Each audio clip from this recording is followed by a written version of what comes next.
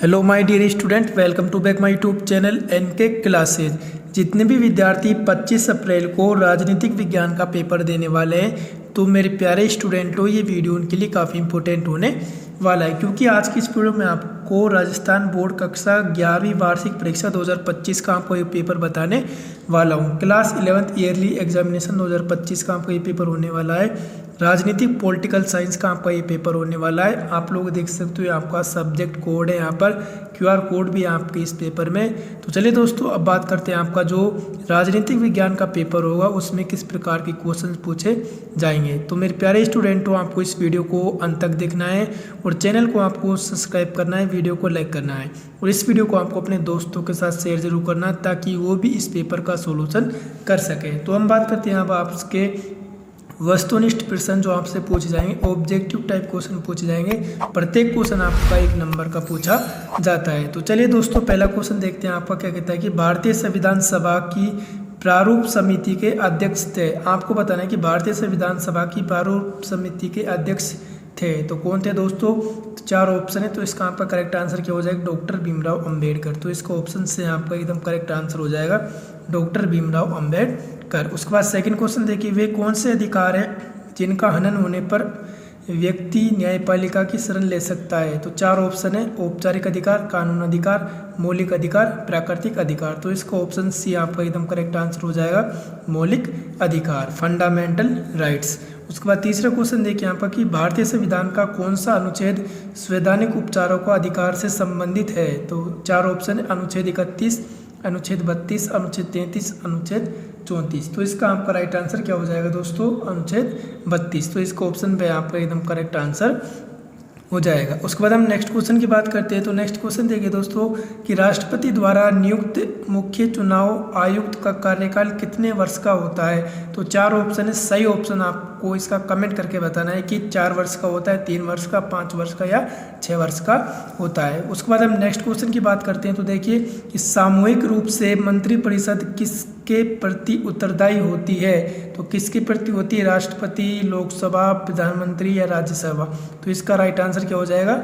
लोकसभा के प्रति होती है। तो इसका ऑप्शन भी आपका करेक्ट आंसर हो जाएगा। तो दोस्तों, अभी तक आपने हमारे चैनल को सब्सक्राइब नहीं किया तो प्लीज़ चैनल को सब्सक्राइब करें और वीडियो को आपको ज़रूर लाइक करना है। और नेक्स्ट क्वेश्चन देखिए अब आपका दोस्तों क्या कहता है कि छठा क्वेश्चन है कि संसद द्वारा कार्यपालिका को उत्तरदायी बनाने का सबसे सशक्त माध्यम है? तो शून्यकाल, अविश्वास प्रस्ताव, दल बदल, विधेयक। तो इसका आपका ऑप्शन में आपका करेक्ट आंसर हो जाएगा अविश्वास प्रस्ताव। उसके बाद नेक्स्ट क्वेश्चन देखिए, सरकार का वे अंग जो कानूनों की व्याख्या करता है, तो उसको क्या कहते हैं दोस्तों? कानूनों की व्याख्या करता है, उसको कहते हैं दोस्तों कार्यपालिका। क्या कहते हैं? कार्यपालिका। तो इसका ऑप्शन पे आपका करेक्ट आंसर हो जाएगा। अब 8वां क्वेश्चन देखिए दोस्तों क्या कहता है कि निम्न में से राष्ट्रीय महत्व का विषय जो संघ सूची में शामिल है, आपको बताना है कि संघ सूची में शामिल क्या है? तो 4 ऑप्शन है, सही ऑप्शन आपको कमेंट करके बताना है कि प्रतिरक्षा है, कृषि है, स्थानीय प्रशासन या भूमि है।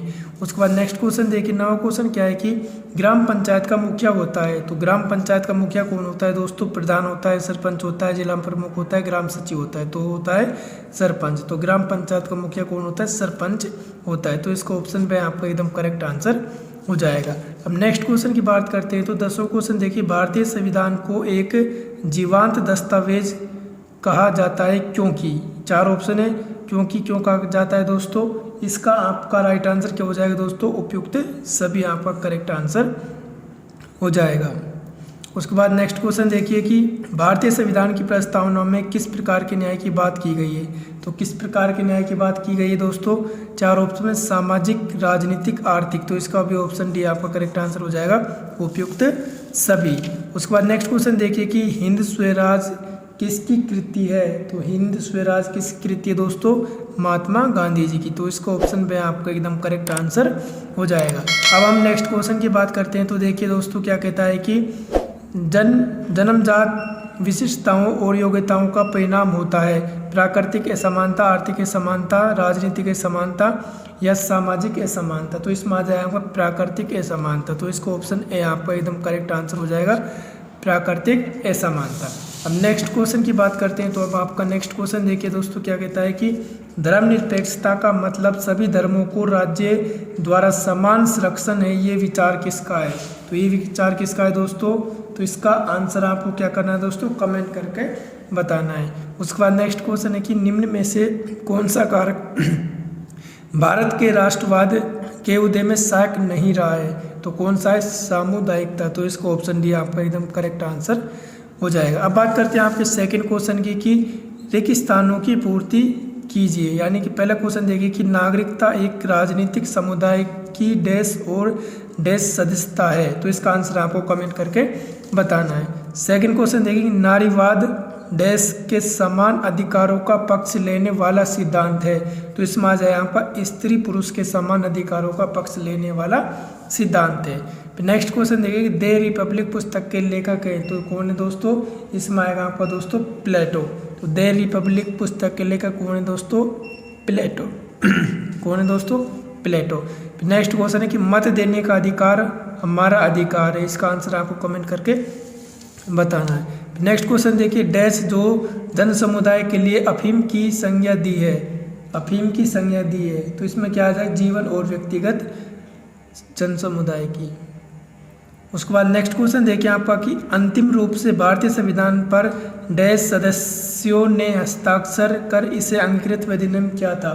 तो इसमें आ जाएगा आपको दोस्तों 26 नवंबर 1949। क्या आ जाएगा आपका दोस्तों? 26 नवंबर 1949। दोस्तों इस वाले में आपका आंसर आएगा, पांचवें वाले में आएगा आपका धर्म। क्या आएगा दोस्तों? धर्म जो समुदाय के लिए अफीम की संज्ञा दी, इसमें आएगा आपका दोस्तों धर्म। पांचवें वाले में सही आंसर आएगा आपका धर्म।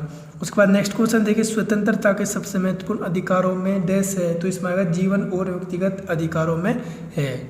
उसके बाद नेक्स्ट क्वेश्चन देखिए कार्यपालिका सरकार का वे अंग है जो द्वारा स्वीकृति नीतियों और कानून को लागू करने के लिए जिम्मेदार है। इसका आंसर आपको कमेंट करके बताना है। अब बात करते हैं आपके अति लघुआत्मक प्रश्नों की, वेरी शॉर्ट आंसर टाइप की बात करते हैं। तो इसमें देखिए संविधान किससे कहते हैं? आपको बताना है कि व्हाट इज द कॉन्स्टिट्यूशन। फिर दूसरा है कि भारतीय संविधान के किस भाग में मौलिक अधिकारों का उल्लेख किया गया है? तो किस भाग में किया गया है दोस्तों? भाग 3 में। और अनुच्छेद की बात करें तो अनुच्छेद आपका क्या हो जाएगा दोस्तों? 12 से 35। उसके बाद नेक्स्ट बात करते हैं कि फास्ट दे फोस्ट सिस्टम प्रणाली का अर्थ क्या है? आपको बताना है। चौथा क्वेश्चन है कार्यपालिका का प्रमुख कार्य आपको बताना है। पांचवा कि धन विधेयक संसद के किस सदन में पहले प्रस्तुत किया जाता है? तो किस सदन में पहले प्रस्तुत किया जाता है, ये आपको इसमें बताना है। उसके बाद नेक्स्ट है कि राष्ट्रपति द्वारा राज्यसभा में मनोनीत सदस्यों की संख्या होती है। तो कितनी होती है दोस्तों? 12। फिर नेक्स्ट है कि भारत में न्यायिक सक्रियता का मुख्य साधन क्या है? आपको बताना है। फिर आठवां की संघ सूची के किन 4 विषयों का आपको उल्लेख करना है। नवा क्वेश्चन पंचायती राज संस्थाओं में महिलाओं को कितने प्रतिशत आरक्षण प्रदान किया गया है? 50%। कितना किया गया है दोस्तों? 50%। अब बात करते हैं आपके लघुआत्मक प्रश्नों की, शॉर्ट आंसर टाइप क्वेश्चन की बात करते हैं। संविधान की आवश्यकता को स्पष्ट आपको करना है। नेक्स्ट है कि भारत में चुनाव प्रक्रिया सुधार हेतु कोई 2 सुझाव आपको देने हैं। तीसरा कि संसदीय कार्यपालिका और अध्यात्मकता कार्यपालिका में कोई 2 अंतर आपको बताने हैं। चौथा कि दल बदल किससे कहते हैं? आपको बताना है। पांचवा कि संसद कार्यपालिका को किन किन माध्यमों से नियंत्रित करती है, ये आपको बताना है। छठा क्वेश्चन है कि स्थानीय शासन से क्या अभिप्राय है? इसकी आवश्यकता के संबंध में कोई एक तर्क आपको देना है। सातवां कि सार्वभौमिक मताधिकार से आप क्या समझते हैं, अभी आपको बताना है।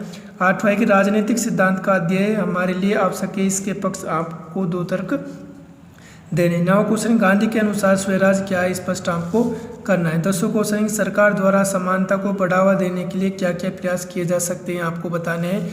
11वां की सामाजिक न्याय से आप क्या अभिप्राय है, आपको बताना है। 12वां की नागरिकता से आप क्या समझते हैं। 13वां की धर्मनिरपेक्षता के कोई 2 रूप आपको बताने कौन कौन से।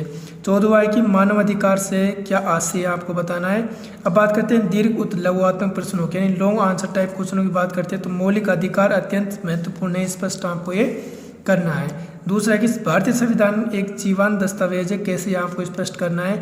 तीसरा कि विशेष जरूरत का विशेष ख्याल सिद्धांत को स्पष्ट आपको करना है। अब बात करते हैं आपके निबंधात्मक प्रश्न की ऐसे टाइप क्वेश्चनों की। इसमें पहले देखिए धर्मनिरपेक्ष राज्य से आप क्या समझते हैं। धर्मनिरपेक्ष राज्य की स्थापना की अनिवार्यता शर्त क्या है आपको बताना है। 8वां के अधिकार से क्या अभिप्राय, अधिकारों के प्रमुख प्रकारों का आपको वर्णन करना है। फिर नेक्स्ट है कि न्यायपालिका से आप क्या समझते हैं, सर्वोच्च न्यायालय के क्षेत्र अधिकार का विस्तार से आपको वर्णन करना है। तो दोस्तों आई होप आपको ये वीडियो अच्छी लगी तो वीडियो को लाइक करें, चैनल को सब्सक्राइब करें।